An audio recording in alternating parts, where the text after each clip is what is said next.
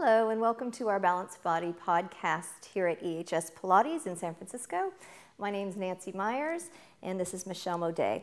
Today we're going to be showing you some individual digit work with the toe Gizmo. The toe Gizmo is a classic piece from Joseph Pilates, and the black indicates a heavier spring resistance and the red is a lighter spring resistance. Today we'll be using the lighter resistance for individual digit work.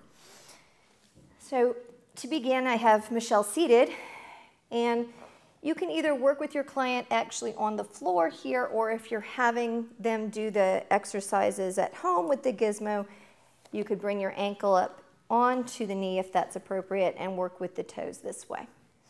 So we're going to start with your foot down, and you can see that Michelle has a second digit here that is starting to curl, or what we call a hammer toe from the second joint, or a mallet toe from the first joint.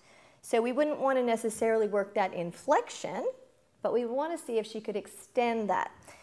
Now, go ahead and come back up onto the ankle here, and I'm going to put the strap around that second toe, and I'm going to come around to the side.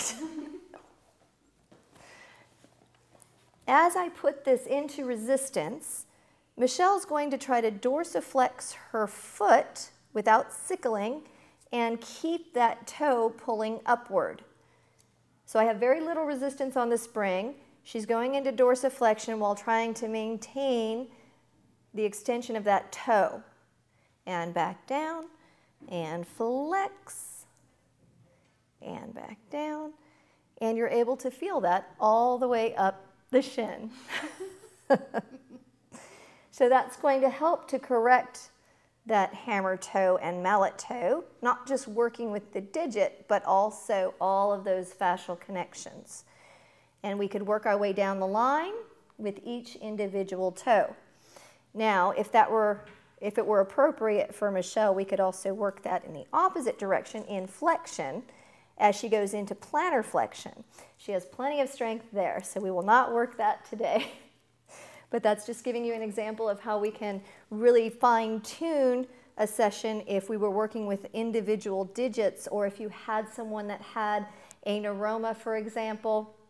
You could do the releases first and then do the exercises to help strengthen the intrinsics of the foot to relieve the stress on that nerve. Thank you for joining us today at EHS.